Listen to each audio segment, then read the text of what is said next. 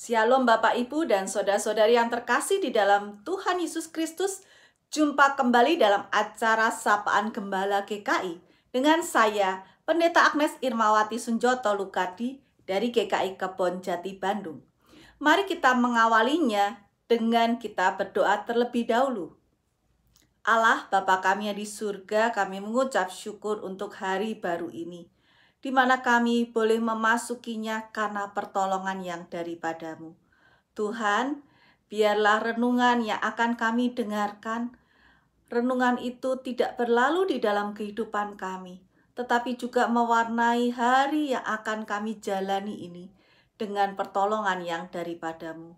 Tuhan, pakailah hamba-Mu di dalam segala keterbatasannya, kerapuhannya, hanya sebatas sebagai alat di tangan-Mu saja, dan segala kemuliaan hanya bagi nama-Mu. Di dalam nama Tuhan Yesus kami berdoa. Amin. Tema hari ini adalah pencobaan. Ayat firman Tuhan terambil dari Yakobus pasal pertama ayat 13 sampai dengan ayatnya ke-15 demikian.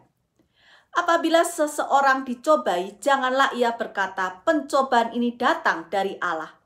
Sebab Allah tidak dapat dicobai oleh yang jahat, dan ia sendiri tidak mencobai siapapun. Tetapi tiap-tiap orang dicobai oleh keinginannya sendiri, karena ia diseret dan dipikat olehnya.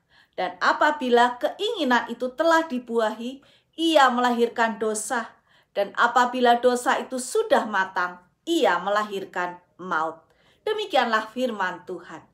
Selama orang hidup di dunia ini, orang akan mengalami berbagai pencobaan. Pencobaan yang ditulis di dalam kitab Yakobus, yaitu keinginan kita sendiri, yang kemudian kita tidak mampu untuk menguasai atau mengendalikannya. Tetapi justru keinginan kitalah yang mengendalikan kita, sehingga kita kehilangan kendali atas diri kita dan hidup kita.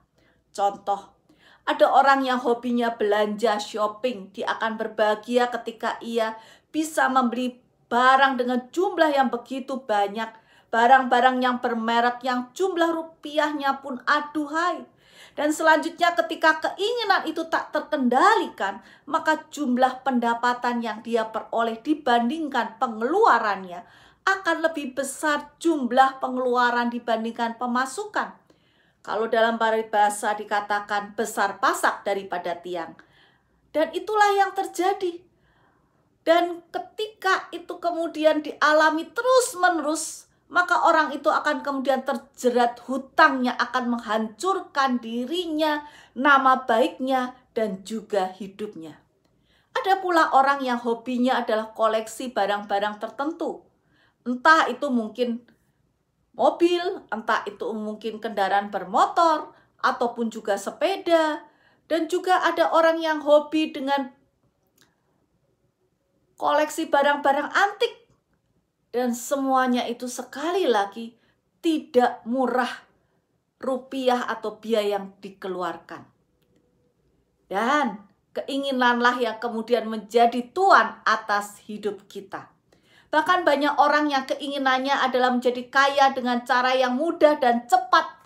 Sehingga ketika ada tawaran yang tampaknya pun tidak masuk akal, sekalipun itu akhirnya diambil untuk dapat kekayaan dengan cara yang mudah dan cepat. Akibatnya adalah cerita yang kemudian dibuat dan ujung-ujungnya adalah kehancuran. Ketika modal yang ditanam tidak kunjung kembali alias raib. Dan untuk supaya mendapatkan uang itu kembali, diminta lagi sejumlah uang yang ujung-ujungnya tidak ada habis-habisnya. Kalau saya juga punya kelemahan, yaitu saya suka asik dengan melihat Instagram atau berbagai video di Facebook yang saya pikir itu adalah hal-hal yang bermanfaat. Tetapi apa yang terjadi, saya kemudian lupa waktu berjam-jam. Dan saya kemudian menyadari bahwa waktu saya begitu berharga terbuang sia-sia hanya dengan kenyamanan. Setelah berjam-jam mata saya jadi pedas, pundak saya jadi pegal, dan bahkan saya bisa tidur sampai larut malam dan akhirnya ujung-ujungnya jadi susah tidur juga. Apa yang kemudian saya lakukan? saya kemudian berdoa, Tuhan, kok saya tidak bisa mengendalikan keinginan saya? Tuhan, saya ingin melihat hal-hal yang lucu dan menarik dan tampaknya bermanfaat ketika saya lihat di HP saya. Tetapi kemudian saya pikir hal itu belum tentu lebih banyak manfaat daripada keburukannya. Tuhan, tolong bantu saya untuk mengendalikan keinginan saya. Saya mau mengisi waktu saya dengan hal-hal yang lebih bermanfaat. Dan saya naikkan doa itu berkali-kali. Dan apa yang terjadi? Kemudian saya tidak ingin lagi atau terlalu terobsesi seperti dulu. Sekarang saya juga bisa lebih memanfaatkan waktu dengan mengisi hal-hal yang lebih berguna. Lalu pertanyaannya, apakah kita tidak boleh punya keinginan? Firman Tuhan tidak melarang kita untuk memiliki keinginan. Tetapi keinginan yang kita miliki apakah kemudian menjadi tujuan hidup yang kemudian kita tetapkan harus kita wujudkan terjadi? Benarkah keinginan kita selalu yang terbaik? Apakah kita pernah mempertanyakan peran Tuhan atas segala keinginan kita? Filipi 4 ayat 6-7 mengatakan demikian.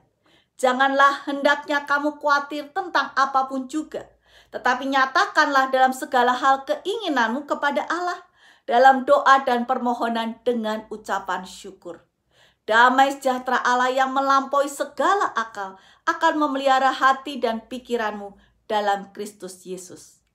Ayat ini mengingatkan kepada kita semua untuk melibatkan Tuhan dalam segala hal keinginan kita.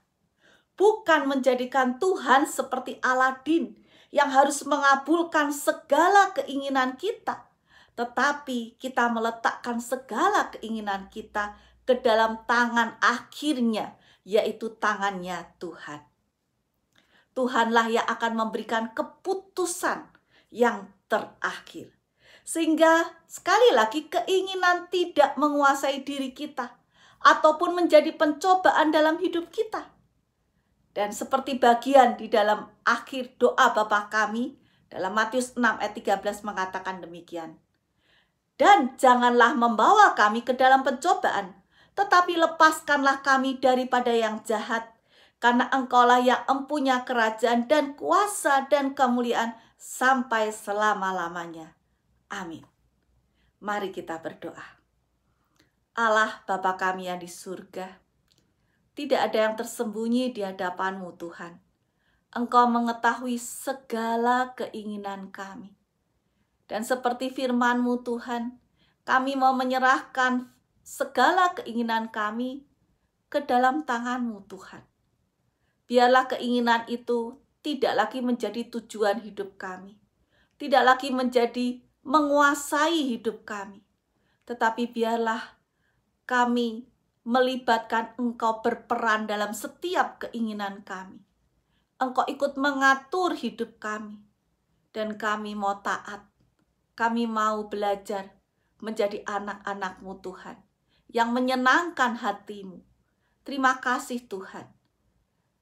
Biarlah hidup kami berkenan di hadapan-Mu Tuhan. Dan kami mau senantiasa Engkau bentuk hari demi hari. Seturut dengan kehendak-Mu. Kami mau serahkan kehidupan kami berikut keinginan kami selanjutnya hanya ke dalam tangan-Mu. Terima kasih Tuhan. Di dalam nama Tuhan Yesus Kristus kami mengucap syukur. Dan kami berterima kasih. Haleluya. Amin. Shalom Bapak Ibu, dan sampai ketemu lagi di Sapaan Gembala yang berikutnya. Tuhan memberkati. Amin.